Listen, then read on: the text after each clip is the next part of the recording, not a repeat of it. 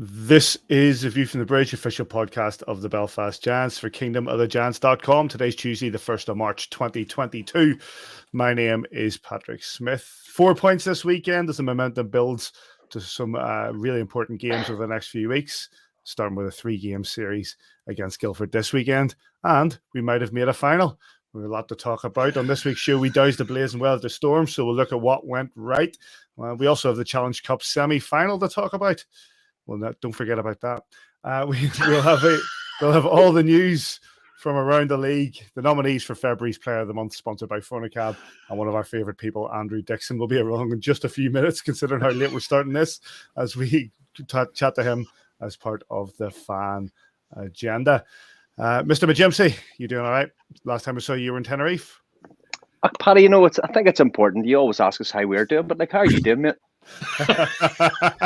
Now, people not realise that this is take number 2 on this week's show, and Davy may have taken somebody else's stick there. I'm doing fine, thank you very much, David. I are you okay? Very much, and I enjoyed Tenerife. I did. It was lovely to get a bit of sunshine on my back, and even though, world events have overtaken us in the last 6 days, there's still a lot of hockey to be talked, hopefully.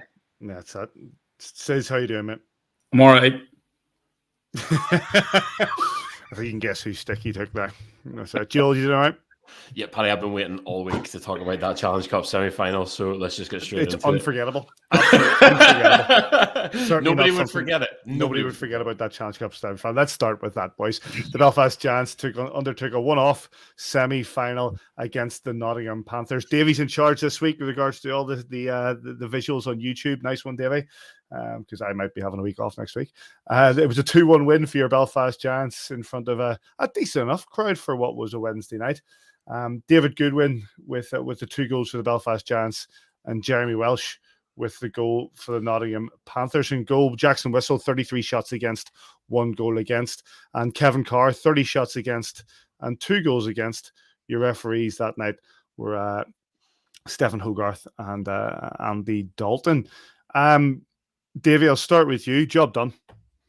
Job done. I watched the game like this on the beach, with the sea crashing in front of me and with a wee beer, because I couldn't get it on a big screen anywhere. So forgive me for watching it on a tiny screen.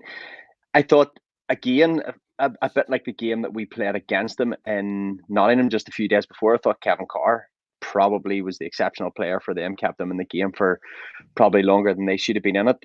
Giants did okay. We came out with it's one of those. We've came out, it's a semi-final. It's always going to be tight. It's going to be tight both ways, and we've came out of it with a positive result.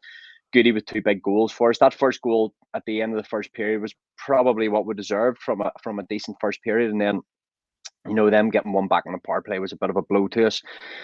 And then all excitement of getting that go-ahead goal that went away on zone. Did you take that away? I did, yeah. I did. Yeah. I didn't know what had happened. Thought I was in charge. He's partially in charge. I can help. But yeah, well, then ask somebody else. Nice. It's just guidance, David. Guidance. Yeah, I thought it was. Look, I thought we more than deserved. If we'd have won by maybe 1 goal more, 3-1, probably fair enough victory. But I don't think the Nottingham Panthers give us too much to worry about through the course of the game. Says Kevin Carr, as Davey says, was quite strong at the start of that game, and it was, you said it yourself in commentary, at times between him and Jackson Whistle, it was a battle of the goalkeepers. You're on mute. Stay on mute. And yes, that's Paddy. Yes, I was about I was about to say that the battle of 2 goalies. I thought both goalies played really, really well. Carr, especially in the first period, I think we had approaching with 16 or 17 shots altogether. Was it, Paddy? Or Davey, sorry, you're the stat man, but there was a lot of block shots. There was we got the goal going in, towards the end of the first period, and we looked comfortable. Although they had a couple of chances, we looked comfortable. I don't think at any time, even during the commentating, I don't think I felt that we were going to, that we were going to lose the game. I really didn't. I thought we were in control of the game. I thought our game management was very well. We took a couple of stupid penalties, which again, we've been doing of late, and we need to get out of that. And I heard Alan talk about it after the game on Sunday. But again, that's a one-off game, and anything can happen. So luckily enough, we got the puck luck. We got the goals at crucial times. We managed to to manage the game really, really well and get to the final. And the bottom line is, I actually thought for a neutral, if there was any neutrals watching it, it was a really, really good game. I thought it was an entertaining game. I was keeping an eye on what was happening in Sheffield, obviously, with the Devils, and they were, giving the Steelers an absolute lesson last Wednesday night as well. So, would have picked the Devils or would have picked Sheffield for the final. I probably would have wanted the Devils, to be honest.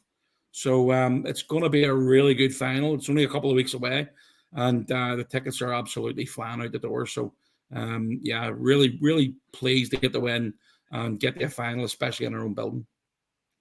Joel, that final on the 16th of March and a build up to, obviously 17th of March being a public holiday over in at home, and the Devils fans delighted it's midweek, as you know. But the game itself, like I agree with what the lads have said. At no point did I feel uncomfortable in that game. Obviously, the goal for them came from the power play from on assistance from Jeremy Welsh, and it came off that interference on Garst, and they scored pretty quickly on that. It has been at times been our Achilles heel, and I know we'll come to the game on Saturday and on Sunday, but I know in the commentary when you two lads were on commentary, you're talking about that offensive penalty kill that we have. However, giving away some of the silly penalties were the only times when I felt a little bit off. Yeah, I mean, I think the big thing coming into this, I think we talked about it on last week's show, and I managed to ask Goody about it just after the game. Actually, weathering that tight encounter with Nottingham over in Nottingham coming into this week, I think it served us really, really well. You're talking about the Giants being, comfortable throughout, despite it being a tight scoreline. I would probably say that it's because they've come off the back of that. They've encountered Kevin Carr as a hot goalie. They've encountered a Nottingham Panthers side that have picked their game up a little bit since the first couple of times we encountered them over there. Those first two trips were pretty much blowouts. And then for them to take us so close just last week, I think probably was the game that we needed. If you could pick any of those to be the precursor to the semi-final, it was probably that one. So I think the boys come in knowing what they were up against. I think they knew that they were going to have to bear down and work really hard and get a lot of shots on Carr in order to beat him. And once again, Captain Fantastic, David Goodwin, just continues to prove over and over again why he earned that C. It raised some eyebrows from people whenever David Goodwin was announced as the Belfast Giants captain, but time and time again, both on the ice and off it, he's proven to me and to everybody else why he deserves it. It's someone who gets it. It's someone who I think really, really wants to make his name here and stamp a bit of a legacy here. I'm starting to get that impression from him. There's a little bit of that Adam Keefe energy rubbing off on Goody, I think. You see it off the ice with the work that he does and his engagement with fans, but also on the ice in terms of his willingness and his ability to haul the game onto his back, along with that fantastic top line. But look, we're set up for an absolute blockbuster final. Cardiff versus Belfast has been the fixture of the season. You could barely get a bit of paper between the sides at times, and I can't wait to hear that SSE Arena full. As Sis says, the tickets have flown out and we're in for an absolute barn burner, which I hope we win. Yep, those tickets for the 16th of March, the Challenge Cup final, the first Challenge Cup final in Belfast in a long, long time. Belfast Giants against the Cardiff Devils. £10 a ticket.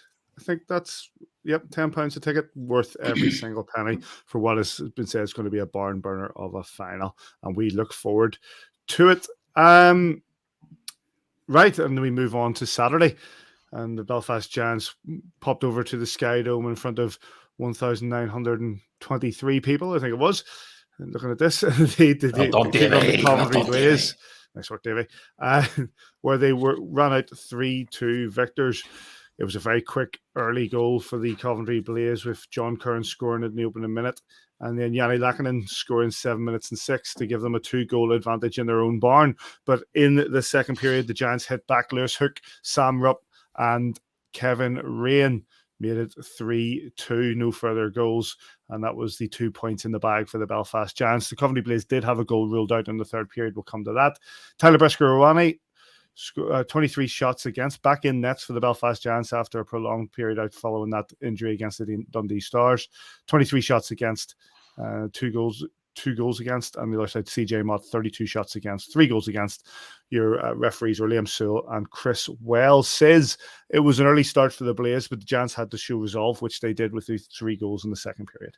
Yeah, it was when the boys were delayed getting over. There was a few tweaks of their schedule and what they'd normally be used to, and they just didn't get off to a good start. You know, the Blaze come out and they were firing on all cylinders and early on, and you know, that to be honest, they probably could have been a couple more goals up as the game went on. But you know, when we stepped out for the second period, it was arguably our best second period of the season, because Davy's pointed out a few times that the second period for us, we've sort of struggled in this season.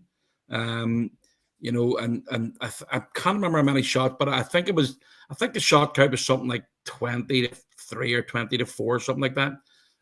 We absolutely dominated it.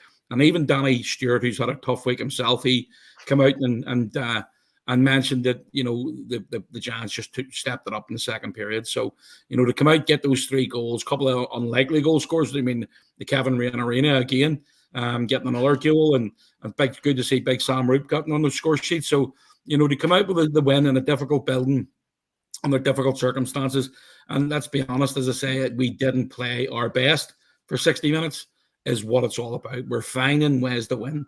And you know, when we come out of that, we find ways to win.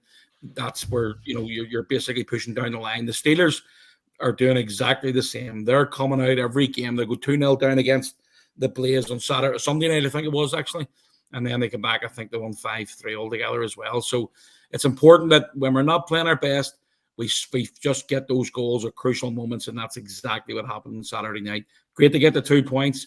Great to get out of there and get home against the Manchester Storm the next day. Joel, you know, the game was feisty at parts, and you know, I know we've got a video of the Rats against Longer in a fight, but it was the Blaze showed early on, as said, you know, they do have the ability to sort of rattle a few cages. The Giants had to be professional in that in the remainder of the game if they want to keep on the toes of the Sheffield Steelers, and that's exactly what they were. Yeah, look, it's a hard thing to do, especially, excuse me, if you go a couple goals down early and you're on the road in their building with their fans. It's hard not to get pulled into that sort of a game, and that's probably what Coventry would have wanted from the Belfast Giants. It was great to see Kieran Long step up with that little tilt, and he made absolute short work of it as well. A couple of things to point out from this game, really. Kieran Long just continues to be that utility player for the Belfast Giants. He is now showing, I feel anyway, the promise and the potential that he showed in that breakout season in Manchester. I think he had an absolutely fantastic game. I think he almost scored short-handed on another penalty kill. And that leads me on to sort of the second point. I mentioned it on the webcast, with Simon on Sunday afternoon. The Belfast Giants defense and defensive elements contributing offensively. How good is it to see that on a night like that, and in that second period, I mean, the Giants come out a different team and shellac the Coventry Blaze, but to see those goals from Rupper and from Rayner, and to see the penalty kill continue to provide an offensive spark as well, and actually not just clear the zone and send it north or whatever else, but actually go forward and press and get pucks deep and then on the goalie. It's lovely just to see that there's more strings to the bow of the Belfast Giants, and that we can rely up and down the roster for big moments whenever they're required. Davy, there was a decent turnout from Giants fans as well to see this, which was great to see from our perspective, and seeing the travelling fans going to Coventry, and what they got was exactly what you want to see from the Giants, and a come from behind victory. And you're on mute now. That's two. It's a nightmare. That was me having a wee cough during that, because Sis told me off last week for coughing on mic, so I've tried to mute myself there, so apologies for that. Yes, good little turnout from the Belfast Giants fan. It's always good. You can tell they've had a good trip when it's still sort of the banter still going on a week later on Twitter, so fair play to them for that. As you say, good come from behind win. I just thought that we used our speed so well in the second period. We just got from back to front so quick, got them deep, you know, put it back to blue line, and that bomb from Rayner is absolutely fantastic for his confidence for the team going forward as well. It's one of those, we just have to keep winning.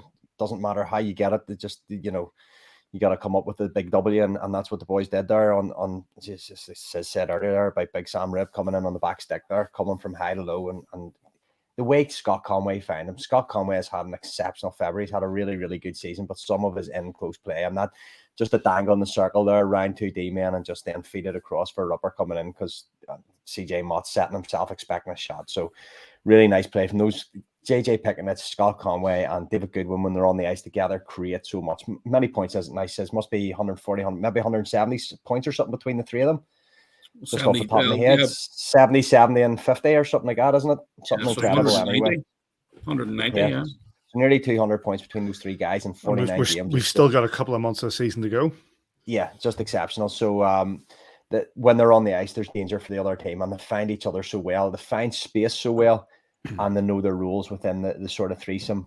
Two get free, one does the dangles, and you will go into the Manchester game and you see them again. But to go into Coventry, be 2 goals down against a good goaltender like CJ Mott, and to come out with that big win is so important at this stage of the season. It's not how you do it; it's just a big getting it done. Paddy, what I was going to say was, you've got that line of Conway, Goody, and Pickenich. When they're firing, they're really firing. And on Saturday night, it was one of those games that I think Conway might have got a point. I don't think any other Eslam got a point. And it's one of those games, as I say, where we need scoring from other areas. And when you look at the line of Hookie, Longer, obviously Boucher was back, which was great because he picked up a couple of helpers on it, and Tyler Soy, because there's been upheaval on that line and Boucher's been missing for a couple of weeks now, it gives other guys opportunities to step up. But let's be honest, I think they'd be the first to put their hands up and say we need to be playing better. Great to see Hookie getting a goal. I think he picked up a helper on the third goal as well from Kevin Rain. But it's important that the third line and you're getting help from the defensive end as well. So it was great to see that when Cons, Pick, and Goody didn't get on the score sheet on Saturday night, that other guys stepped up, and that's the important part of getting the win. Because if you're not going to, you need to be playing 3-9 and if potentially 4-9 hockey going down the stretch. There's a lot of hockey still to be played, a lot of games upcoming, and it's important, as I say, that the other guys step up when sometimes it just don't click. It wasn't the case the next night. To be fair, I think that. Sorry, go ahead, Joel. Go ahead, Joel. No, you're fine. Carry on. I was going to say, just to sort of go on the back of what Simon was saying there, we've been pretty lucky this season. Well, lucky is not the right term. Whenever Goody, Pick, Cons haven't, you've had guys like Coops, Doggett, Soy, Hookie, Laker, all coming up with big points, and then the guys from the back end have been kind of contributing all season, which is really good. The shots from the back end is incredible in terms of numbers. How many opportunities those guys create right through the 6 or 7 sometimes when Longer's playing on the back end. So kind of just rubber stamping what Simon's saying there. It's really good that you get that secondary, tertiary scoring as well when you need it. The only other thing we haven't mentioned, sorry, Paddy, is just the end of that game. Whenever Johnny Curran stepped up on the 6-on-4 power play and went Bardowski, and with 7 seconds left, I think a lot of people thought that was an entirely different outcome. A bit of a debacle in the way it was sort of handled afterwards, and the fact that Coventry don't have that kind of goal line tech from what I can tell. But that I think we're obviously unanimous that didn't even nearly cross the line from the replays, right? Nowhere near. Is this the Coventry just don't have the goal line tech? Because was it our game against them previously as well, where it came to we were convinced we had scored and we didn't get ruled because they had no goal line tech? It's it's ridiculous in this. Sorry, sis. I think it was a game at the start of the season that happened. Yeah, it's ridiculous. It's 2022 in the Elite League. All teams should have goal line tech. It should be operational, or there should be fines. So I believe that goal line tech was at one point in all rinks and may even still be in all rinks, but the software, the technology just isn't. Come on, man. What was it? What way was it put? The bottom line, let me just check if this was a DM or whether this was a tweet. I actually remember seeing something about it on. I think was it John Jones.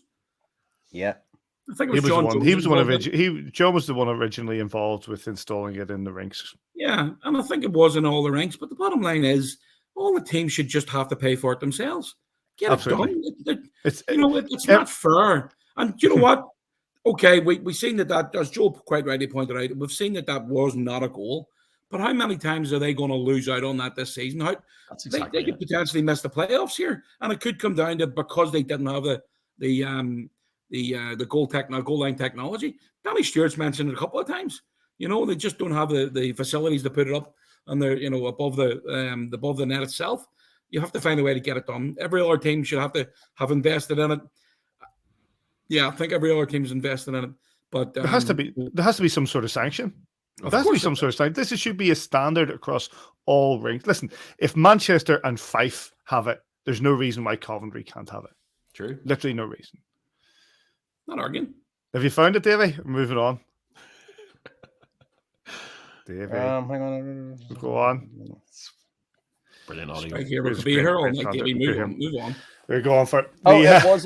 It was installed there, and whether there is still technical support available to the clubs remains to be.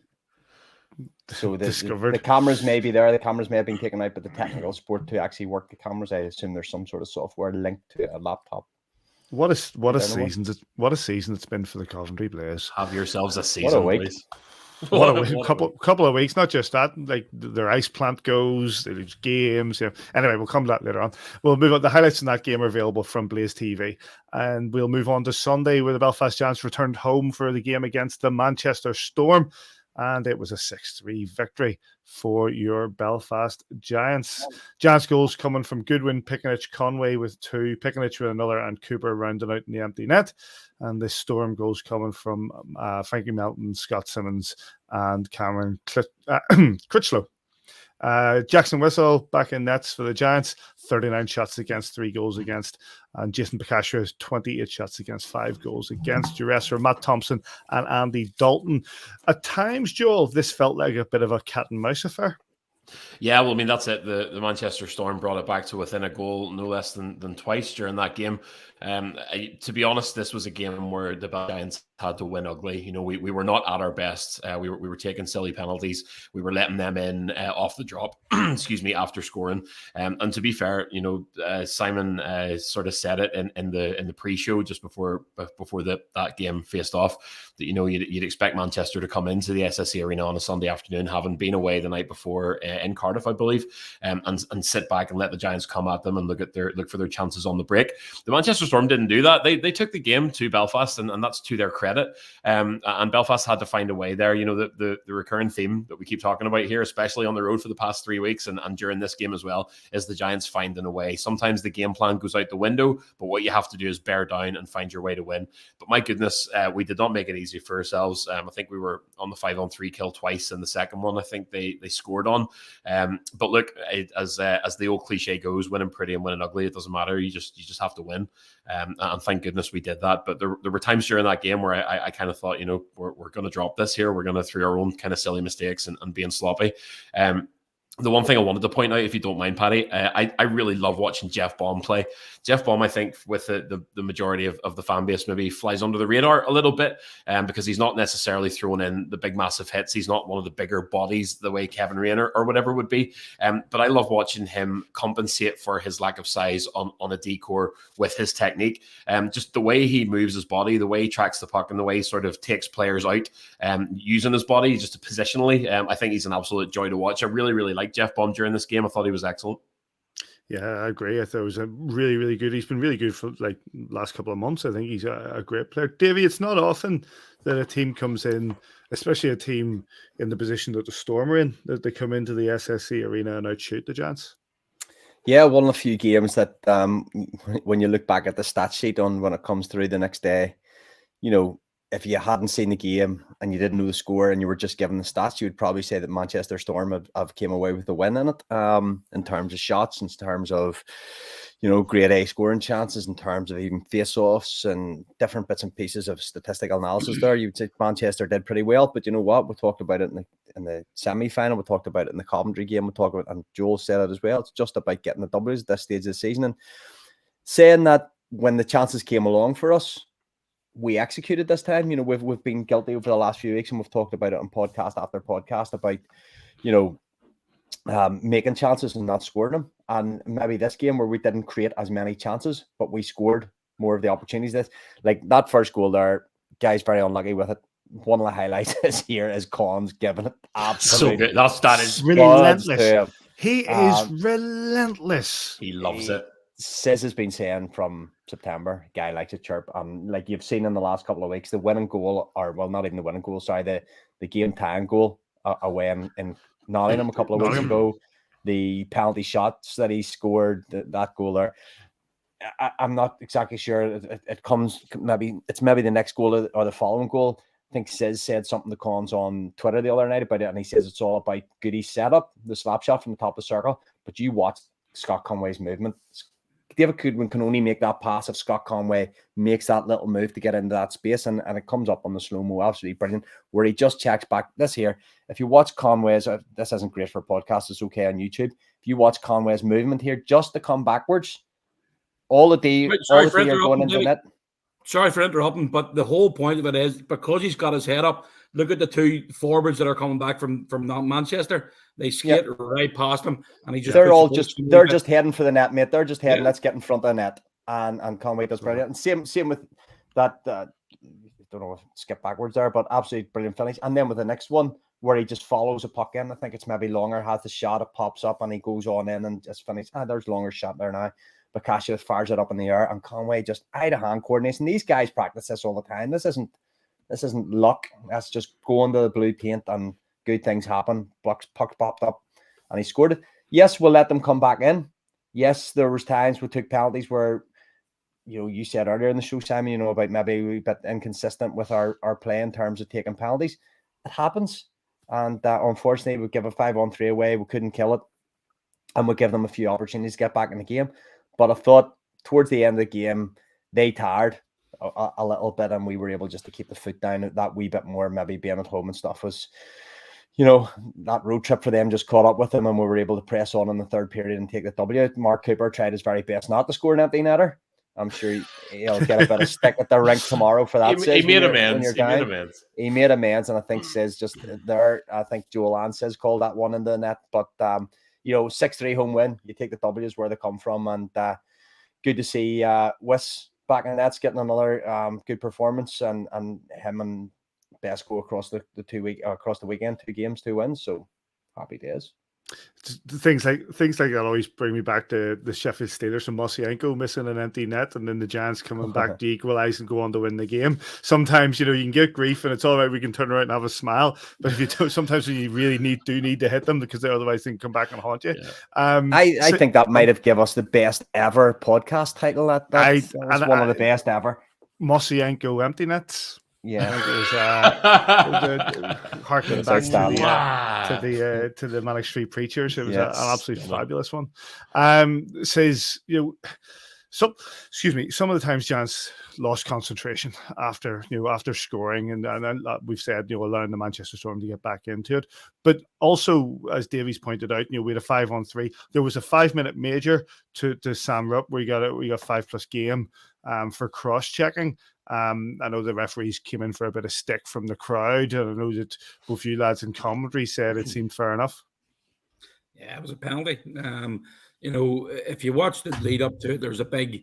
There was a couple of minutes before that Sam got hit by Taylor Thompson at neutral ice, and he just sort of once he got hit, I wouldn't say he was hurt, but he was stung, and he just had to look up, took his number, and the next shift they have the opportunity. The puck goes around the wall from Pickenich.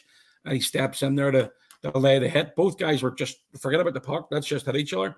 And when they hit each other, one of them, Thompson went down. When he jumped back up again, Sam, instead of just dropping the gloves and punching the face off him, he hit him in the face with a stick.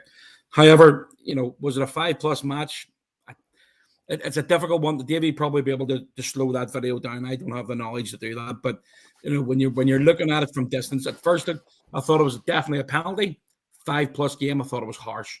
However, the whole story of the game is all about what we just mentioned there a few minutes ago in the last analysis of the Coventry game. It's all about Pickenich, Goodwin, and Conway. That's it. 11 points between the 3 of them on Sunday night. 11 points and those 6 goals. JJ got 2+1. Collins got 1+2. and Goody got 1+4, with 5 points on his birthday. Davy pointed out the first time it ever happened for a Giant. But that's what it's all about. And, there were some really good performances. Again, you're taking another too many men on the ice penalty. That is so frustrating. You could see Adam's reaction after doing it again. You're not just talking about 6 guys on the ice. I think there's nearly 8. There possibly 9 guys that were on the ice for that penalty. You've got to keep your head up. If the defenseman for Manchester seen that happening and hit the puck over towards him, he's an absolute genius. And if he meant to do that, then that's fair play to him. But it's happening so often. How many too many man penalties we've had this year, Davy? 10, 11, 12, something like that. You need to be, especially coming down the stretch. We do it against Cardiff or Sheffield, they're going to punish you. Manchester punishes, they've got it in a 5-on-3, but they punish this. So we need to get that tightened up. You need to be, when you're, it's not always about the guy stepping on the ice. The guy coming off the ice needs to bust his balls to get off the ice. I know he might be out there for a long shift, but you need to bust it to get off the ice as quick as possible and give your other guy coming on the opportunity to get on and clear. So it's imperative that down the stretch here that we really tighten up on that. Again, I don't think at any time, yes, we made mistakes. Yes, we turned the puck over far too often. But in saying that, again, they scored 3, we scored 6, we win the game. That's all it comes down to. It wasn't pretty. It was a difficult game to call at times. But the bottom line is, as I say, the 2 points, a 4-point weekend, and we move on to the next one. How key was it that we had? How key was it we had a full lineup for the first time since October? I think it was the 20th of November. Davy said. Was it November? 20th of November. But it was a Saturday night game with the first lineup. Now, still, Bush wasn't feeling 100%. He's still feeling a wee bit under the weather. Darcy wasn't feeling 100%. He's found it difficult to just keep things going. He took a big hit again, and his timing's not there at the minute.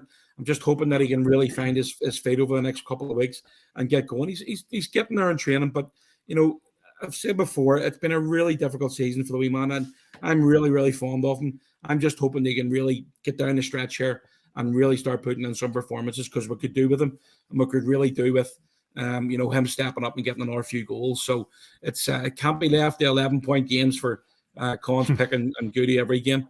And again, Jackson did really well. At opportunities, they could have scored a couple more goals, especially on the power play. But after we got that 5-minute major, there's a few times that we did look tired. And that's totally understandable, because you're killing so many bloody penalties, and it's the same guys. So it's one of them ones where, as I say, the weekend we didn't play well, but we come out with 4 points. So if anybody's going to post on Twitter or social media about the prospect of we need to play better, we need to do it, you can play a lot better than that and get beat. Yep. So forget about that. You didn't play well. You come out with 4 points and you move on. We've played. Go back to that first game in Cardiff, one of the very best games we've played this season, and you get beat. So you're absolutely right. You win some, you lose some, and there's not always a rhyme or reason to it. Yeah. I think my perspective from this game as well is the fact that there are always the banana skins, and you've got the way that the Storm came in, and they outshot us. We've talked about how they've outshot us. It could have been a banana skin game on the back of it being the Challenge Cup semi-final, the travel to Coventry and coming back. The other side is, and I was chatting to a good friend of all of ours, and Mr. Brooks, no longer of this parish but now with Ulster, and he was talking about how savvy it's been with regards to the way that the scheduling's come up. That yes, we're away. Coventry isn't too bad. They come over at the same time, and they're flying over at the same time as us and able to play here. This weekend, we've got the 3 games against Guildford. Well, they've got the 2 games here and then flying over there, so they've got to travel twice, and we only have to travel once. So I think coming into this stretch, Joel, the scheduling is going to be key. Especially this year with sort of the congestion of fixtures towards the end. It's the one thing about the Belfast Giants, that something that I think that we have over any other team in the Elite League, is the fact that anywhere we go, any road game that we play, you've got to cross the Irish Sea. Our travel is just by its nature, by our geographic location, much, much harder. And I think it's something that at times it's tough, especially when you've maybe got, those 3-3s, you have to bounce backwards and forwards and have a midweeker at home and then you're away at the weekend. But I think it also builds resilience. You're at the point now where you're what are we, month 5 of the season now, and the boys who maybe didn't have that type of travel before, guys who have been down in the jungle in the East Coast League are probably used to week-long stretches on the road on a bus or whatever. But boys that are getting used to flights, ferries to buses, all that kind of thing, they're used to it now. They're tougher because of it, and it's maybe something that we have kind of to our advantage. So it's actually a really good point from Brooksy. That kind of scheduling is playing to our advantage, and fair play to anyone who sat down with the chess pieces in pre-season or during the season as games were rescheduled and figured out kind of the best way for us to kind of benefit from it. But yeah, look, there's so many elements that, what you're saying is there's so many elements, not just on the ice, that contributes to a winning season or a team's success. And even having that full lineup, as you said to Sis there, Paddy, that changes the dynamic of that locker room. There's times whenever we're going away on the road, especially a month ago, whenever we were bringing in Kel and Mac and we were short benched going somewhere, we knew it was going to be a tough game. That gives you a bit of piss and vinegar. You're going in there knowing that your back's against the wall. You've got some kids on the bench. You're going to have to make up numbers, double up your shifts. You're not going to have, those extra bodies, and you're going to have to look after the kids. So the dynamic changes as well. Whenever you're home on a Sunday afternoon, you've got a full lineup for the first time, maybe in the season. I think this feels like the first weekend we've had absolutely everyone. And even though maybe a couple of them weren't 100%, Darcy, Bush, whatever else, it maybe gives you that extra layer of comfort that maybe isn't always a good thing to have in the locker room. It's such a complex web of elements that come together to create a winning season and success. Yeah, I guess I know you want to move on, Paddy, but I think Sis talked about it last week as well, and probably Keepers alluded to it as well. Having that full lineup and having 3.5 lines as opposed to 4 lines isn't always advantageous, because guys have been rolling those 3 lines over the last few months because we've been short benched, and they're used to playing a regular shift. They're used to playing 20 minutes a night, and now some of them are maybe down to 10 minutes, 11 minutes, something like that. Not getting on every 3rd shift or 4th shift, whatever it would be. It brings its own problems. So there was times over the course of the weekend where those guys who haven't been playing over the last while are having to try and find their legs again. Sis has talked there about Darcy and his timing and stuff, and those things will hopefully come over the next few weeks, because a fit Darcy Murphy and good timing, sniping goals is just what we need down the stretch here. Here. The highlights of that game available, of course, from the guys at Belfast Giants TV. And we move on to the fan agenda brought by our good friends at Giants TV. And we're welcoming back a good friend of the podcast, a man we always enjoy having on here. One of our favourite Belfast Giants. As he I'm just looking at the screen. Is he ready to join us? He's sort of flipped around. Yep, he's ready to go. Do you want to add him in, Davy? Mister. My Jimsy. I can say that. You did. Mr. Andrew Dickson. Yeah. All right, he's on hooky. He's escaping. Turn your phone around. He's away. He's away. He's watching Spurs. Says. No. Okay, turn the phone round. No. Please. There you go. That's far it's better. Hold on, let me go this way. All right, there you go. Happy? How you doing, Dico? I'm all right. Not too bad. What's crack? Yeah, not too bad. Not too bad. What was your assessment of the last weekend? Oh no, actually, let's go all the way back to a game we can't forget. Let's go. How was your assessment of the semi-final of the Challenge Cup? Semi-final. Exactly. That was good. There's that many games. I've lost touch. No, it was good. I was on comms with Sis, which wasn't so good. But right, stop him there. Right, stop right there. Stop. We're not having that. That's enough. We've been saying this for weeks. You're actually. We all agreed. You're excellent at the comms. We all enjoy hearing you talk about, and you do really, really well. So none of that nonsense. Yeah, you must have been anyone lined up for a while if you're pumping my tires like that. No, it was a good game. It was a real tough game. And obviously we talked about it on air. Nottingham had, pretty much all their eggs in that basket as well right now, because they're pretty much done in terms of winning the league. Obviously, they're still playing for their position. So it was a good game, and obviously it was really important. We knew we would have the home ice if we got to the final, so great opportunity. When's the last time we had a final here in Belfast? I suppose it was that European one, but there hasn't been much over the years. So yeah, it was really good, and I hope everyone enjoyed it. I think it was entertaining to watch, and it's good, like you say, to have the to have the Giants playing in a final at the AVFTB Arena. But let's go further back, and let's have a quick question about you coming on against Fife the week before and the ovation that you got for that.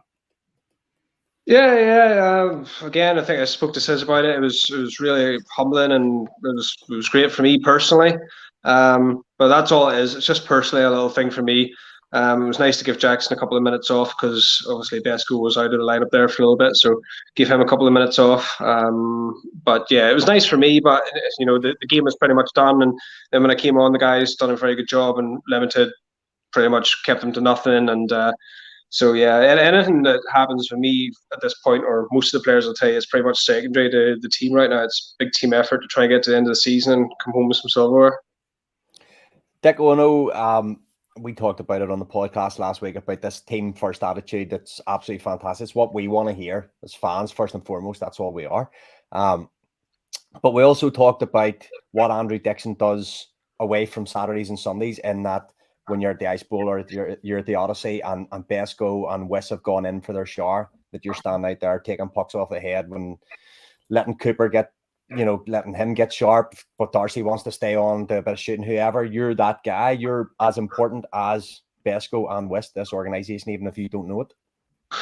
Yeah, well, obviously I do recognise that as a third goalie, it was the same whenever I was a number two, that you have to do those little extra things. It comes with the job. The starter needs to get his shots and then go. And obviously we have two very good goalies right now, so keeping them both healthy and letting them rotate and do the things good. So I don't mind doing the legwork. And as you said, there's other guys out there doing it too. Mac and Kel are doing their thing like they should when they're young. Although they have skill and things like that there to get to. And then you have Darcy and Coop coming out, and Goody as well actually sets a good example as a captain. So yeah, it's certainly not just me, and I don't mind doing it. It's nice because, to be honest with you, sometimes in the practices I don't get as many shots as I would like, and I understand it. So if I can't get them in the practice, sometimes it's good to stay on and get a little bit of a workout after anyway. So it's win-win for me. No follow-up, Davy? No, says we've been doing this for a long time now, where you go and then Joel goes and then Paddy goes. And that's your first week. Go. I want to just. You're watching Spurs, aren't you? You're watching Spurs. Nice. Well, if he's watching it, he'll notice that they're now 1-0 down. Yeah, they are. Yeah, I don't even want to talk. I just move on. Deco. I mean, obviously, in 12 years now as a Giant. Over those 12 years, you've had a lot of different teammates. You've had a lot of different guys there that you've got to become friends with, and this group this year, you're sitting beside one of the best trippers that's been around the Giants locker room for a long time, and Scott Conway. You get to hear what he's come out with every day. What's his best chirp that he's come out with this season that you've heard? I'll tell you the biggest load of nonsense. The other day, I came in the dressing room after the game, and he was chirping what I was wearing, and he said he was the best dressed player in the team. What a laugh, man! Like an absolute clown. It was like, his shoelaces as tight as they would go. I'll try and get a picture of an absolute clown. Yeah, see if you can get a photograph of that. And you were talking. He also, do you hear the latest one? Mr. 8%. That's what he's now called. He thinks he scores 8% of the shots he takes on me, which is absolute nonsense. And then the other day we were talking about football, and he was talking about if he had a breakaway, like running in from the halfway line on Premier League goals. He said he would score 8 out of 10 times. That's a wild take. Cods. Do you know what we'll do? We'll try and organise that at Larne. We'll get him up against Ember Park is wide open. One of the donkeys down at, one of the goalies down at Larne. You don't need one of the goalies down at Larne. I'll do it, and he'll not score more than one. Says, do you have a follow-up? I'm watching football, mate. Carry on. Yeah, so I mean, speaking of Larne, Dicko, it's really nice to see you tonight, especially seeing as you usually text me whenever Coleraine beat Larne. Obviously, the Bandsiders have just nailed a 95th minute equaliser on, which is a great night out. Listen, that game in Nottingham, the sensational late kind of comeback goal, Davy mentioned it there, and we've been talking about it in recent weeks about those extra shifts that you kind of do in practice and doing that extra work that nobody really sees. Does you use your words, Jolie. Do you get job satisfaction whenever something like that happens? You know, I think it was Coops that scored with 0.4 seconds remaining on Kevin Carr to tie that game 2-2 after a frantic sort of goal mouth scramble, boys taking their hacks and trying to find their way in against the pressure of the clock. Is that where you kind of get your satisfaction? Like, you know, you've done everything that you can to prepare those boys for that kind of moment, and what a pivotal moment it could have been. I wouldn't say, if I'm being honest, that it's, you know, that I think about it. I'm just as happy as anyone else on the bench, you know, that it goes in. I mean, let's face it. Everyone works hard. No one really takes a day off whenever they're on the ice. We don't have any guys who, you know, are just punching in the numbers or anything like that there. So I think it would be unfair if I said I was working harder than anyone else. I'm certainly not. Everyone's doing their job. No, I was just very happy for the team, and obviously I'm happy for Coops as well. He does do all the little extra bits, and he works hard, and he goes in the corners, and you know, he's not on that top line that's getting a lot of well-deserved plaudits right now, but he's very important to the team. And if you actually watch that game, he got robbed in the exact same spot. I think it was in the first period. He had an absolute grade A backdoor open net, exact same spot, like on the exact same spot of the ice, and that's robbed him. So, the paddle yeah, save. that's save. It's the same player. It's the same, and you know, for him to, you know, have the presence of mind to stay there and know that just because his goalie's robbed you there once, don't change what you're doing. He goes right back into that spot, and you know, he taps home that very important goal. And a little shout out to Jeff Mason and Taff as well, because on the play there, the whistle before that, a couple of seconds came off the clock, and they're, you know, shouting at the referees, you know, that we've lost time, and little things like that you maybe don't notice, or maybe you do notice, but it's very important, and obviously that could be a huge goal come the end of the season. Let's go to a few from Twitter. Aidan Quinn, who's got the best shot you've faced in training or in a game? Ever? Sure. If we're going, I'll tell you the hardest. Sandy had a really hard shot, but he was quite easy on us in practice. He didn't let it off. Spiro Galakos, horrible player. He'll kill you. The King of East Belfast. He would turn when he hit his slap shot as well, and he kind of hides the blade whenever he turns. You can't see the blade, so you don't know if it's going up or down, you know.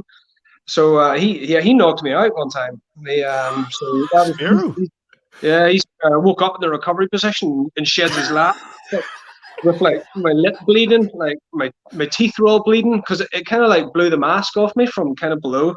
In all seriousness, I must have flinched at the last second and turned my head, because it'd be kind of hard for that to happen. So I woke up and I was like, I could taste the blood, and I like went to pull my teeth, and Kiefer and all were like, "Oh, don't do that, because if you pull your teeth, they'll come out," you know. Yeah. So So Spiro's shot was horrible, but there's been lots of great shots over the years. Griff has a fantastic shot now, and it doesn't hurt because it never hits me; it just goes in. So it's a different kind of hurt pride. So. There's something about having like the knowledge that you don't pull your teeth out. I can't say that I've ever had that position where somebody knows, don't pull your teeth out. I've had plenty. That's where it's going to be Kiefer. Let me see. Scott Cameron says, odd man rush coming your way. Which of the current D would you want in front of you? Griff. Yeah, he's unbelievable. I cannot speak highly enough of him. He makes things look easy, and he does things that you don't even notice. And the reason you don't notice him is because he's already noticed that it's going to happen, and he eliminates it, you know, prevents it before it even starts. I really can't speak highly enough of him. Unbelievable D-man, so smart. But you know, I'm happy enough with all the boys. I'd say they'd be more worried having me back there than I am with them. So, Alan Brett, not so much a question, but congratulations on securing victory in the prestigious and much sought after Pirates Adventure Golf Hole in One Challenge 2022. You look very that trophy. You look very proud, mate. You look very proud. Well, it's because Captain Mouthpiece Scott Conway was giving me all the jet right before I putted it, and he missed his. So, but you know, it was a wet and windy night, and I was trying to get out of it if I was working before, but Sis didn't give me an option. So I had to come up. You missed the last three. Three. There you go. What? So when was that? Well, hardly that. That was like 3 years ago. Get over it. Actually, tilt. You're doing comms on Friday night. Thanks very much. Davy, it's you. That's fine. I'll do comms on Friday. Who's doing it Saturday though? Okay. I'll tell you now. Big Graham Walton's doing it on Saturday. Because there's something very suspicious. He takes me an hour before the game. Dicko, we've exhausted every avenue. There's no one available. I go up in the box. Shane Johnson's sitting. Joel's sitting. All these guys are sitting. I was like, funny that. So. Well, hey, listen, where were you on Sunday? Because I was the one that got that text. Says always makes you feel really good. He's like, mate, I have tried everybody and nobody's free. Would you please come on? Dicko came out with some excuse saying he was with his nieces. They don't come all that much, but they came there, and the next game they'll be at the cup final as well. So they don't come all that often. Was that your two nieces in Suite 24 last week? Suite 24. Now you would notice that. Davy. No. I'm interested in this. Where this is going. Well, this sink ships, so as Sis would sink you. That's it's just as well nobody listens to us, mate, isn't it? Nobody listens to us anyway. I knew this show would pick up when Dicko appeared, man. Let's try and throw a hockey question in. Dicko, obviously, what is it? Said 10, 11, 12 years or something now at the club, and you've had, I'm sure, lots of highlights and then probably involving your old mate Stephen Murphy as well. But is there anything that really sticks out to you as that'll be whenever you hang them up, that'll be something? Hopefully there's many more highlights to come, but something you'll maybe look back on and go, that was a great day. Personally, that the first win at home was always a big one. I always say that because you never know if you can do it until you've done it, you know. So that's like a big hurdle, a big thing. So that was good, but probably the best thing obviously is that time we won the league. What year was it? 2012, 2011? 11, 12. Yeah, the Steelers. Yeah, against the Steelers, exactly. So many players. Dicko, sorry to jump in. So many players of this era. The Jeff, I think Mace actually scored that night in the power play. Kiefer says it. Kiefer, even Sheds, and I'll go back to that. But I was going to ask you another question there. I think is that also because that's probably also because in recent memory, it's the only time that we've won it on the ice. The two that came after that weren't won on the ice. We were in a Nottingham restaurant at the time, and also then the last one, which came right at death when everybody's in the hotel. So if you go back, that's the last league title we've won that was won on the ice. Yeah, and even I think before that, I remember talking to someone like George Owada. And he said that they won it and they weren't even playing. They had to 06 we weren't playing because Newcastle played Edinburgh. Yeah, George Owada was on the team, and we spoke about it and stuff. And he was saying the same thing. He was saying, "Oh, we weren't even together. We had to text, like, oh, where are we meeting?" You know, and then everyone had to go and meet someone. Yeah. Then that one in 2014. I mean, Paul Eady his family lived in Nottingham, so he wasn't there. The one at the awards dinner, at least we were all there, and we had, we were with fans, so that was something. But there's nothing. Listen, it doesn't matter what way you win the league as long as you win it. But it's maybe just a little tiny bit better if you win it on home ice. It's something very special about that moment when you're all on the ice, just the players. You're all on the ice, bombed into a corner, everyone going mad. Like that's what I remember. I don't even remember much. I remember Doughty having He tried to like a little bit of a spin move. I remember that. I remember Peaks jumping up and down on the bench beside me when we scored, and that's about it. And I remember Adam Keefe kicking a puck out of the zone as well. And that's all I remember about the game. But I remember very vividly that being in that corner with the sold out rink. It was fantastic. So I really hope that this group of players can experience that, on the 16th at home. Now, of course, it's not going to be easy. Cardiff are obviously one of the best teams in the league every year, so it'll be a very good final.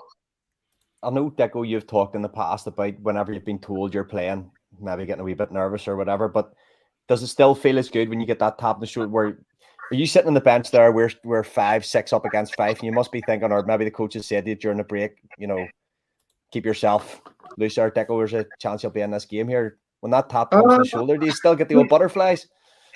Oh yeah, and usually I can tell early in a game if it's going to happen. Usually you can tell when the other team's just not at the races. And no disrespect to Fife that night, but that third period they were just in one from the right period, bang, 2 quick goals, and then they were having penalty trouble and things like that there. So I had a rough idea that if I just know what Kiefer and the guys are like, there's no other reason to put me in there except for they knew that I would enjoy it. So yeah, it was I knew it was going to come, and they are keen for me to get in the net whenever they can because they know that it's limited, and especially now towards the very back nine of my career, their chances they aren't going to come along very often. Don't even say it. That got me a wee bit there, Jules. What that? No, it's not having that. No having that. No. Sorry, carry on. I'm nearly in the clubhouse, so I don't. Sorry, says just. I don't think you get what you mean to us. He hasn't a notion. I really don't think you get a notion. He doesn't care. That's what it is. Well, I'll be honest with you. Like, I was talking to Wes after that. Whenever I came on, and I am surprised whenever I get those ovations because some of those guys, most of the people probably haven't even seen me play. You know, I haven't played in the Odyssey much in the last couple of years. And anything I done that was remotely meaningful is at least 3 or 4 years ago now, in my opinion. And so it is strange. Don't get me wrong, I love it. It's fantastic. But and I wouldn't say I don't care, but I certainly don't get ahead of myself. That's the best way to put it. I'm not thinking that I'm, Patrick Waugh, You know what it is, Davy? It's that unassuming nature, I think, that endears people, though. You have no idea. Like, people realize and they understand that you put that work in during the week. You do so much work and it gets unsung. And it's also the fact that, Dick, you're one of us. Like, I'm 100% convinced that if you weren't on that bench, you'd be up in the stands with everybody else watching. Do you know what I mean? But I think it's probably part of the specialness of it that Dicko has no idea. I think we should just leave it like that. Yeah, ignorance is bliss. But no, if you think that's loud, wait until Mark McPhail or something like that scores one of these days. The roof's going to come off the place, and rightly so. So, and it's very good. It's very good to see the young guys coming through. Dicko, you've just a couple of lads have touched on it there, and you'd mentioned about it as well. But it's when we look at local guys coming on the ice, it genuinely means so much. And you said, okay, you haven't played for 3, maybe 4 years. You haven't really heard that ovation. But there might be some people in there that have never seen you on the ice before, new fans that have came this year. But in all fairness, that cheer that you got against Fife was probably the loudest of the night. And that, it's things like that even when I'm doing comms, it genuinely makes us proud. To see you getting on the ice. I mean, I remember your first season coming up, and getting the opportunity to play as a Belfast Giant, and you've seen how nervous you were even back then, and you've grown into it. And obviously, you're one of, I don't want to say elder statesmen, but you're a veteran now, especially in that locker room. And you keep guys loose. You have a bit of banter with everybody. But I've said this to you on numerous occasions before. I genuinely think you underestimate what you mean to this unit, what you mean to this team, what you mean to this fan base. But don't get me wrong. I mean, you can be an absolute tube sometimes as well. It's all part of the charm. That is. But listen, I just wanted to finish up. As I say, I mean, the season that we're having this year, yeah, we're in a good position. We've got the opportunity here in a final, a one-off final against the Cardiff Devils in our own rink. We're in a good position in the league. God knows what's going to happen in the playoffs come along. You've already touched on, winning the championship 2 years ago. Well, 2 years ago, and you win 3 years ago now. But you've talked about the Paul Year year. You've talked about the season before that with Dougie Christensen as well. How good is this team compared to those teams back in 14, 12, and 19? Well, say 18 next time. Well, the one thing I will say, and we have spoke about it, take that 14 year out, because that 14 year we breezed the league. Let's face it, it was done by now. It was a combination of us being really good that year and other teams just maybe not being up to par, and we walked it. But that first year, when I was here, we won the league. That last year, or last full season, the years we've won the Challenge Cups, there's always been ups and downs. So we're going to find out how good this team is. We know that they've certainly got talent, they've got grit, but we're going to find out what sort of mentality they have. And I think, stuff like scoring with 0.4 seconds left, overturning that Coventry double legger in the quarterfinal, all these sort of things can build character. And do you want to say hello to Bomber? Go on. All right, Bono, what's happening? Love that guy. Love that. Yeah, Singing his praises I mean, earlier. I said before, we don't have many weak links in the team, just Bomber. But so, no, he's a good guy. But no, as I said, it's we're going to find out. You're going to see pretty much as close to a playoff series as we can have as well. When we play those 5 games against Sheffield, it's going to probably have a big say in who ends up with the trophy at the end of the year. So we'll see the playoff mentality as well. And I think this team can do it. This team believes they can do it. The coaching staff believe they can do it. Just doesn't always play it that way. So let's hope they can. Anything else? That sounded a bit negative. I didn't mean that to sound negative at all. No, that's bang on. Right, well, listen, Good answer. this is the normal point where we go, thanks for joining us, mate. They really appreciate you having your time. We're going to keep you around because we've done this a few times now, and it's really it's been really entertaining. This has some of the lads have been dealing with it. We're going to move on to the Player of the Month, sponsored by Phonacab. We asked everybody to put in their nominations for the people they want, and we've drawn up a short list of 4. And your 4 players, as I try to bring up the video, are number 6, Jeff Baums. He's still there. Tell him, Dicko. Tell him. Number 10, Scott Conway, one of your favourite people. Number 64, David Goodwin. And a departure from our usual way, we've actually put all 3 goalies as a nominee: Jackson Whistle, Tyler Beskorowany, and Andrew Dickson for their work through the month of February. So, Davy, I'll start with you. Your choice for Player of the Month, please. Do this every month, don't I? I had these stats earlier. Where are they here? Where are the 3 goalies are my selection, because championships and games, we talk about this often. Championships are won by defense and goalies, and forwards decide by how much, So like in the month, Besco 1.99 goals against average, West 1.61, Deco 0, didn't concede anything. 91.97 for Besco, 94.38 for West, and Deco 100. Pretty good. Stunning. So between the 3 goalies, 93.38 and 1.77 goals against average. Exceptional month for all 3 goalies. West probably wasn't expecting to pay as much if Besco hadn't went down hurt. Besco has been just riding his really good form, and rightly so. And West has been playing well. When he's been called in after Besco went down with that injury, he stood tall. A couple of shootout wins.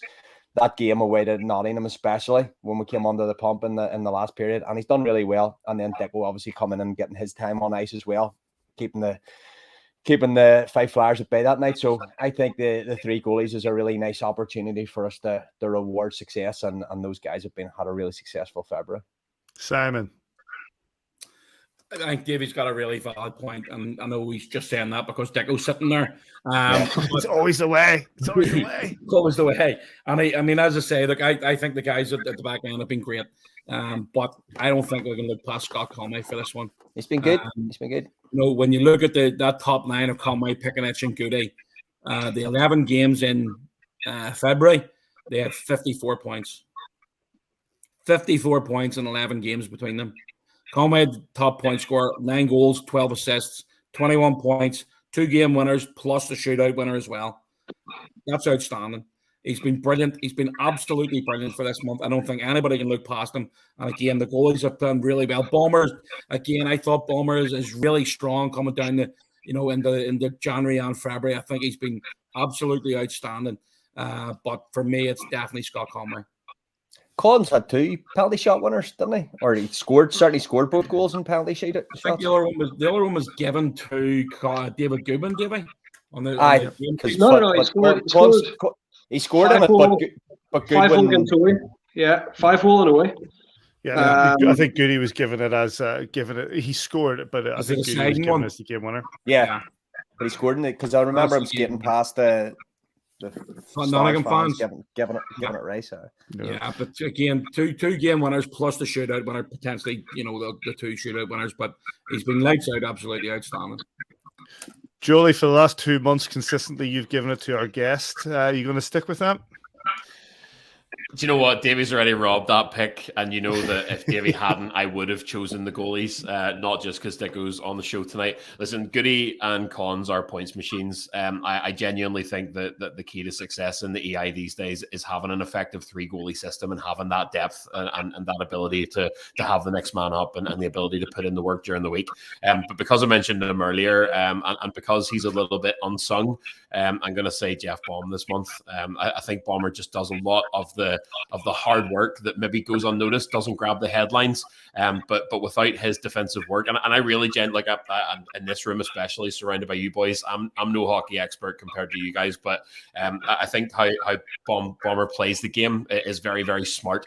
He's not the biggest on the ice in terms of D-men, but I think his technique and his positional awareness and the way he uses his body to wedge players outside and pin players to the boards, I think he just does a lot of the stuff that you don't really, like the offensive lineman to draw a parallel. You only notice them whenever they get it wrong. So I'm going to give Bomber the nod this month. I think he's been absolutely brilliant. Before Andrew you Dickson. get the go, Paddy, but before you and Dicko get the go, just Yeah. on that point, Joel, first year pro, I think, in Bomber, how much do you think his game is affected by playing with Mark Garside and playing that simple, just learning off Gary? He plays like Gary, right? He plays like Gary, right, and they're of similar size as well. It has to be there has to be a link there. Dicko, Am I picking one here? go for it. Well, I'm not going to vote for the goalies. Why not? Because I'm in it, but I am going to have a little word on Jackson Whistle, which I should have done earlier in the show, because I've been that number 2, and it is extremely hard to go into a game when the other goalie goes down, and he didn't concede. He was fantastic in Dundee, fantastic the night after. He's been lights out ever since. That game in that game in Nottingham, he was, that could have went either way after those 2 goals in like a minute, bang, bang, quick goals. Sometimes you can hang your head. He was fantastic. I can't say enough about him. He's been really good. He's done all the hard work. He's waited in the wings for his opportunity, and he's got it. And I think he's given the coaching staff a little bit of a headache, because before I would have just said, yeah, you just ride Besco until the wheels fall off, which probably won't happen with Besco. But he's been fantastic, and he's coming into his prime. And I've said it to him all year, so I have. I've said, you're coming into your prime. You're right in that age where a goalie should be, 27 to 32, that sort of age where you're still quick and you're still reading the game, or you start to read the game better. So that's just a little word on Jackson Whistle. Listen, Cons has had big moments for us, so it has. That tipped goal in Nottingham, the shootout goals. I mean, if we lose those shootouts, we're dropping points. All games are on the line, and as much as I'll rip on him and we'll have a little fun, go back and forth together, he is a hell of a player for us. He's a good teammate, fun guy to be around, and I would give my vote to Cons as well. So I would, but do me a favour and don't tell him. Barry? I'm going for Cons. I think there's so much about Cons' game. Like, don't get me wrong, I agree with everything that's been said so far. The way the goalies have been playing, Dicko included. I was delighted to be at home for that game against Fife, and my kids were there, and just really enjoyed seeing Dicko get out and play. It was just wonderful to be there, to be part of that elation. I was going nuts on the bridge with my brother when he came out, and the way the Wiss has come in has been said. The way Besco's been playing, goalie's fantastic. Agreed. Bomber playing really well into the game as the season's gone on, got better and better, and I've really enjoyed what he's been doing. The captain's been playing phenomenally, doing a lot of points coming out there and leading by example. But there's so much about Scott Conway's game that I've enjoyed, not just in the last month, but in the months gone by. The points production's phenomenal. The speed and skill is superb, and I love a bit of S-housery. And you get a lot of that. And the thing I put you guys in the WhatsApp the other day, and when I looked back at that equalising goal, was mentioned earlier on, that equalising goal against Nottingham, everybody's turning to celebrate with Coops, not Scott Conway. He's screaming at the Nottingham Panthers. He's absolutely just bent over, screaming at them. And again, against the Storm, the fella in the ground screaming at him, making sure he knows. And I love that about his game. I love a bit of that about the game. There's just something about that element of if you're going to have those chops, you've got to have the skill to back it up.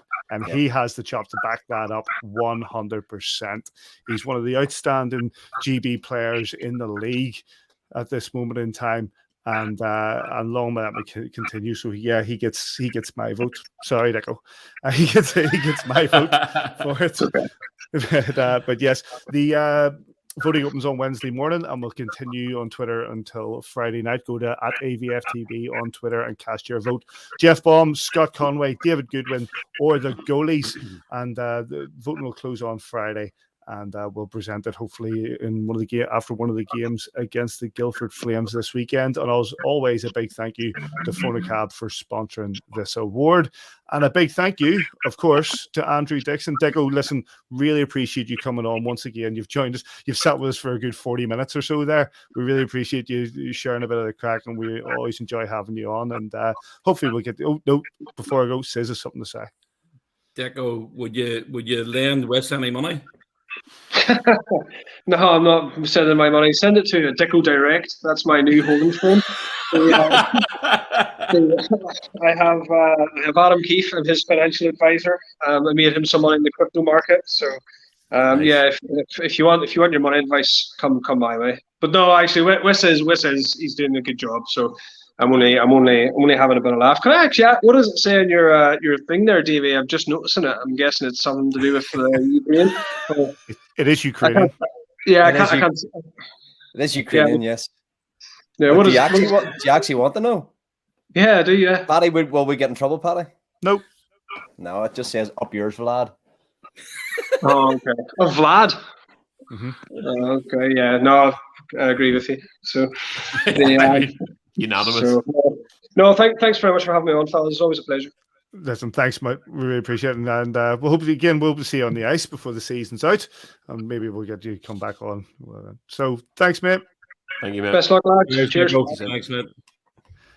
Always great having Andrew Dixon on the show. Really, really enjoyed having that bit of crack. Always good laugh. But yep, the voting opens on Wednesday morning, continuing to Friday night at AVFTB on Twitter. Cast your vote between Jeff Baum, Scott Conway, David Goodwin, or the goalie triplet of Jackson Whistle, Tyler Beskorowany, and of course, Andrew Dixon. And thanks to Phonacab for sponsoring the award. Joel, not much happening in the Elite League this week. Quiet week in the EIHL, Paddy. Yeah, let's rattle through this, boys. That was a great chat with Dicko, but we're going to take a long time tonight. This past week in the Premier Sports Elite League, the Challenge Cup finalists were set on Wednesday night as Cardiff downed Sheffield 5-0 in Sheffield to set up a box office showdown with your Belfast Giants in the final. League action resumed Saturday, much like the Devils. The Guildford Flames travelled to Dundee to shut them out by 5-0, while your Belfast Giants were flipping the Coventry Blaze on their heads. The Steelers bounced back in Nottingham with a 7-3 road win over their secret best friends. The Cardiff Devils got the job done with a 7-1 thrashing of the Manchester Storm at Ice Arena, Wales. And the Glasgow Clan needed overtime, but overcame the Fife Flyers 5-4 in Kirkcaldy in what sounded like a really entertaining rivalry game. The Flyers had actually tied that game 4-4, courtesy of Christian Blumenschein from the point in the final minute, but then dropped the extra point in OT. On Sunday, the Steelers came back from a 2-0 deficit against the Coventry Blaze, sounds familiar, to defeat them 5-3, making Blaze head coach Danny Stewart very, very mad. The Clan capped off a magnificent 4-point weekend with a massive win over the Cardiff Devils at Braehead, beating them 6-3 and doing everybody a favour. The Guildford Flames returned home from Scotland to face the Nottingham Panthers, losing 3-1 at the Spectrum. The game was 1-1 actually there with 4 minutes remaining before Christophe, is it Boivin says? Boivin? Him emerged from behind the net to tie it, and the Fife Flyers continued to do Fife Flyers things, losing 4-1 at home to the Stars. Do we have standings, boys? Go on, Davy. Go on, son. Go on, son. I can do it. Good man. So we did as well. Look, you'll notice there, by the way, as well as Sis pointed out in pre-show tonight, that the Steelers and Giants have now officially qualified for the playoffs. So let's enjoy that for the night. The Belfast Giants now sit within 2 points of the Sheffield Steelers, with our friends from Yorkshire still holding that one game in hand, 37 to Belfast's 38. Bear in mind, as Dicko mentioned earlier, the sides have to play each other 5 times before it's all said and done. The Cardiff Devils lost some ground this past week, now sitting third with 57 points from 41 games played, 3 more games played than Belfast and 4 more than Sheffield. The Panthers are still hanging out on their own in fourth with 40 points from 38. The Clan now tie the Guildford Flames on points with 34, but leapfrogged them into 5th on regulation wins following that 4-point weekend. The Clan have played 35 to Guildford's 37. The Stars and Blaze round up the playoff places in 7th and 8th. Kay Burley's favourite team have 31 from 35, while Twitter's favourite team sit 8th with 30 from 33. The Manchester Storm have lost ground in 9th with 27 points on the board from their 38 games played, and Fife are, you guessed it, last place with 21 from 36 and only 8 regulation wins all season. We'll rattle through the news as well, boys. As Paddy alluded to, it's been a fairly lively week on the internet. There has been no DOPS since the entire Coventry Blaze organisation was fined last week. You may have, I missed this until I was having a look before we come on tonight, boys, but the Steelers have added Austrian forward Nico Feldner to their roster on loan for the remainder of the 21-22 season on deadline day. 23-year-old played 44. The press release actually said the 23-year-old played 44 years for Innsbruck in the Ice Hockey League this season before they were limited. Getting the press release wrong. Yeah, love that. Aaron Fox said he's a big-bodied forward who had a breakout year in Austria. At 23 years old, he played big minutes, contributed on their power play. There's no typo on power play, just for the record, and finished the year with 24 points in 44 games. So there you go. They've added one player to their injured reserve list, but we'll communicate that tomorrow. So we'll wait with bated breath. Something that you might want to have a chat about, boys. Playoff final weekend tickets were announced this week. The playoff finals weekend is taking place at the Motorpoint Arena in Nottingham on the 30th of April and 1st of May 2022. Usually it's the kind of most anticipated weekend of the year. It's always a great big party weekend. Lots of old friends seeing each other, blah, blah, blah. This year, as usual, features 2 semi-finals on Saturday, followed by a 3rd plus 4th game, the real money game on Sunday, before the playoff final itself, which is the last game of the 21-22 EIHL season. Ticket prices. Weekend pass valid for Saturday and Sunday, £110 plus £5 arena fees. Got to get those arena fees on. And they're also not selling single day tickets this year. Does anybody have any takes on the increase in price of the playoff final weekend? It's a lot of money. It's a lot of money. It's difficult because obviously we've had a couple of years now where there's been no playoffs. There's no hockey, and we know as well as anybody that the playoff weekend for the Nottingham Panther, the playoff weekend for the Premier Sports Elite League is a big deal with regards to the finances and where they bring and how they build up the finances for the season to come. But it's still a lot of money, and we're charging £10 a head for the Challenge Cup final, which is a great deal. And we've charged £10 a head for the Challenge Cup semi-final, again a great deal, based on it being a league-run event, etc., getting the crowds in. They know that the crowds are going to get in. They know that it's such a sought after, but to shell out £115 per person, including concessions, including children, when you don't know if your team's going to be there or not, it's a massive commitment to make. And I'm sure with regards to the P&L of the Elite League, they've looked at the numbers and they've tried to try to get it as cheap as they could possibly get it. I think that this is a money grab? No, I don't. I think that I would assume that there's just not many options they have, that they have to put it at a price that's going to work for the Elite League, and this might unfortunately be it. Anyone else, or are we happy to move along? That's I guess what I'd seen on Twitter was the jump, I guess, rather than make a comment on whether £115 is value for money. That's a good night out, and I understand a lot of people saying, I can fly to Spain or whatever on the price of that. Well, that's, you choose what you want to do with your money, is what, Paddy would often say. If you want to spend that £115, go to Portugal. If you want to spend that £115 and take your chance on your team not being there, that's the jeopardy. That always has been the jeopardy with the playoff final weekend. Patrick and myself are more fortunate at the minute in that we can jump in a car, we can jump on a train. I get Belfast Giants fans especially, and guys come down from Scotland. It's a decent trip as well. You're coming from Belfast, you've got flights, you've got hotels, you've got food and drink to put yourself across for 2 or 3 days minimum, and 115. Don't have much change from £1,000 here to go to the playoffs, or £500 per person. You go in a couple. I seen somebody had put on that it was £480 in 2018, the last time they went. There was obviously the 2019, and then I think a couple cancelled with COVID. £480 for a family of 4. has now jumped to £920 or something ridiculous. Anyway, I can't remember what's it, or maybe for 8 people. Might have been for 8 people. Yeah, I was going to say they had bought 8 early bird tickets or whatever, and it was 480, and it's jumped to £920. Whatever amount of tickets they were buying, that is the jump. So it's a significant jump for. But what was it, £75 or something previously? No, I think you've got to take into account that we haven't had it. We haven't had the playoffs for 2 years, and the actual price might have incremented up this much anyway. You take into account that I'm playing devil's advocate here. I think it's really, really expensive. I do, and it's unfortunate that it is this expensive. I hope they do get the crowds, but I wouldn't. People will choose what to do with their own money. It's expensive, Paddy, in that if you work it out, whatever it was, £38 a game, somebody had said, if you could turn up on Saturday and the Belfast Giants were playing, would you pay £38 to see them in the championship semi-final? Probably. Yep, I would. If you wouldn't go to a Premier League game for any of this. This is the top tournament in British ice hockey, semi-final of the FA Cup or whatever you want to call it. It's the semi-final of the big prize. It's the one the Canadians all want to win. Would you then go back on Sunday and pay £38 again or £50 for the final if your team was in it? Probably. Yeah, I would. However, the thing is that you're being charged for a game that you don't really want to go to. I've never been to a game at the playoffs that the Giants haven't been involved in. I just go elsewhere. Nowhere real interest in them. But you have to pay for the ticket anyway. So you have to pay, and you get the big money game on the Sunday, which is obviously, as Joel has already said, it's the big game of the weekend.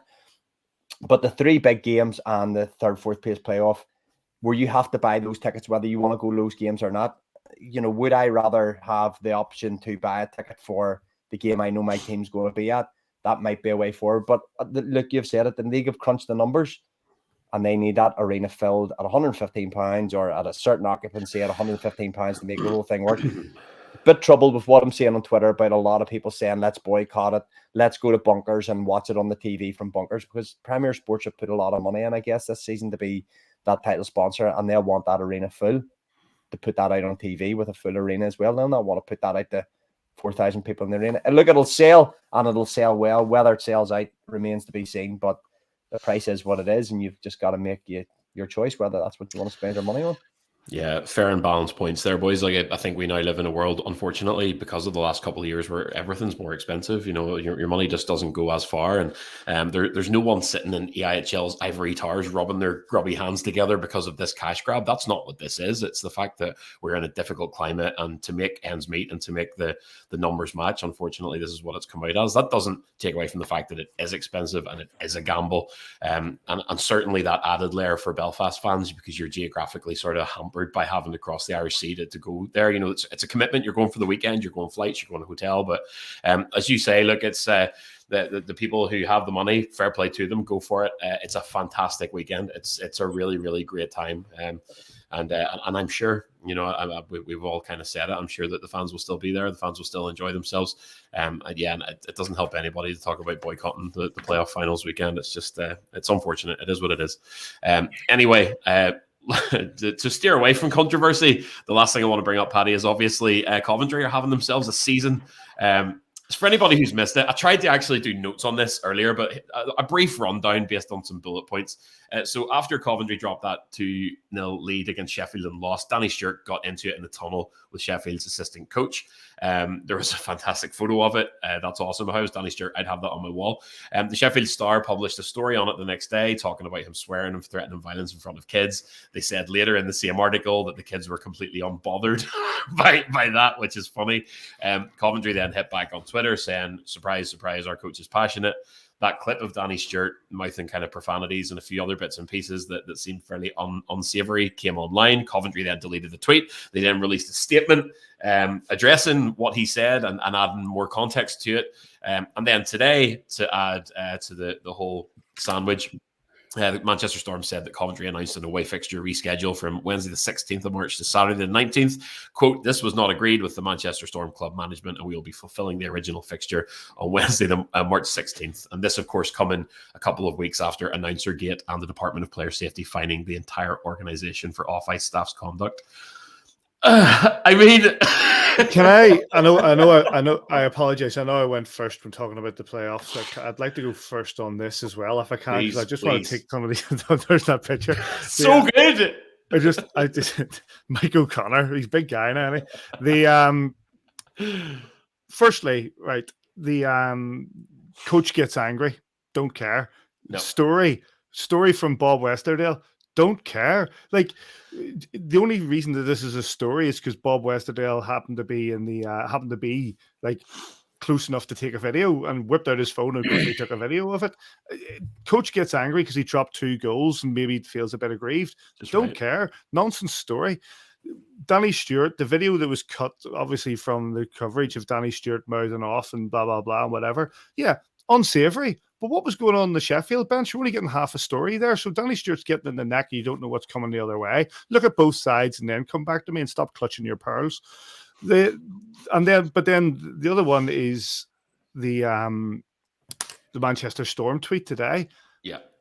What's with the passive-aggressive tweeting about how we're not going to do what you're saying? Okay, they may have made a mistake. Have you went and actually contacted the Coventry Blaze and said, listen, I think you've made an error here. Can we actually work this out? Or are you just going to passive-aggressively tweet about how you're annoyed that the game isn't going on?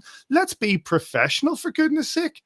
Absolute just a shambles of a week involving the Coventry Blaze to an extent, and they're no way exempt from any blame here. They're absolutely wholeheartedly part of it, and yet again, but there's also other elements here between Bob Westerdale nonsense, the guys tweeting out a half a story, and then you've also got the Manchester Storm having a bit of a grump on Twitter when all you have to do is say, let's sort this out. I'll send you a WhatsApp.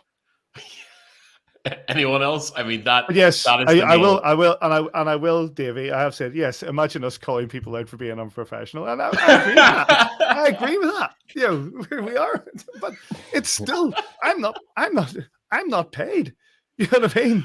I'm not paid to do this. We're not paid to do this, but the clubs are the clubs. The organizations. Yeah. Yes, Bob Westerdale's got a story. He's going to publish the story. Absolutely, he's going to publish the story. I'm more than happy to say it's a nonsense story. But the other stuff, it's just Twitter nonsense, and the Manchester Storm having a grump when they should be a bit more professional. Contact the Blaze and say, I think we've made a mistake here. Can we just sort this out? That's my take. Anyone else? Or else that's these Patrick Smith. I think the nail just met the head there. Is that nobody else? I don't care. I know. We know. I know we say what don't care says, and I don't actually care what other teams do and how other teams perform. But in terms of the league product and what has gone on Twitter, it also devalues the Belfast Giants. In terms of, if it devalues we're working the league, hard. We're part of that. We have a communications team there trying their best to get positive stories out, to get good news stories out, to do their best, while other teams are dragging us down. Right, but does it devalue the Belfast Giants? It devalues the league as a product. Right, okay, well, the league need to work on that then. Let them. We are the league. We're 10% of the league. Listen, the bottom line is, we don't need that being added into our news is nonsense. Like, it's all over Twitter for the last 3 days. I'm bored of it already. I quite enjoyed having a good shout about it, though. What? I quite enjoyed having a good shout about it, though. But that's because you don't get to talk much when you're doing this. Honestly, I feel sorry for Danny Stewart. He's been put up there as if it's completely all his fault. I agree with Paddy what he said about. All right, he's had a bit of a rant and a rave for getting beat. If there's a coach out there that is happy to get beat and can't, you show me who it is. That's the wrong job. They're in the wrong job, aren't they? Coach would be disappointed about getting beat. They get beat by us the night before. They're in a bit of a bad run at the minute, and I do feel sorry for him. But as Paddy said, you only see him having a go, and apparently there's nobody shouting back at him. That's the biggest load of nonsense. So it's done and dusted. It'll probably go on for another few days. The league should step in and just draw a line under it and get on with it. Honestly, I'm bored of trunks off me. That's That is the last word right there, Patrick Smith. Fair enough. Thanks for all of that, gents. And we'll just rattle through. Of course, the Belfast Giants have 3 fixtures, all against the same opponent this weekend: Friday, Saturday, and away on Sunday. It's the Guildford Flames, Friday 7 p.m. and Saturday at 7 p.m. at the SSE Arena. And if you can't get down to those, you can get them on Giants TV before going over to Surrey to the Spectrum Leisure Centre to take on the Guildford Flames in their own barn Sunday at 6 p.m. No webcast of that because it's Guildford. Any other business, boys? Is Guildford not doing webcasts? Nope. Hmm. Yeah. Any other business? Not for me this week. We've covered the business. I think we covered all the business. Davey, anything for you? How do you feel about the whole running the show here? Because I'm not here next week. We'll just have to wait and see. We're gonna be fine. I'm having an egg. I'm having an egg for my supper here. It's what time is it? It's 11 because o'clock. we'll wrap it up. Gentlemen, When thank you very much. When I say an egg, I mean a Kinder Surprise. Athlete, mate. I had a cabbage cream egg earlier. So. Other chocolate eggs are available. Other chocolate eggs are available. Yep. So big thanks to Dicko for joining us and those games this weekend. Like I say, Guildford Friday and Saturday at home and Sunday away. 7 o'clock at home, 6 p.m. away at the Spectrum. You can get them if you're not getting down to those games. Get them on Giants TV, but not the away one. So keep an eye on Twitter and the likes. We'll try to keep you up to date and all of that. Thanks to you, gentlemen. I hope you're doing well. Cheers. I'll not see you next week, but good luck next week. Yeah, enjoy it, Paddy. Have a really good time. Yeah, it's really good. Looking forward to it. Val d'Isere. Very good. Val d'Isere going. Something like that, Davy. Yeah. What was that, Davy? Exactly what you saw. Where we are this weekend. Cross country skiing. But you get us on Twitter at AVFTB, where you can also vote on the player of the month. You can get us on Facebook, kingdomofgiants.com, all your normal podcast clients, and on YouTube as well. Thanks, gents, wherever you are this weekend. We hope you enjoy your hockey. We'll catch you here next time on A View from the Bridge.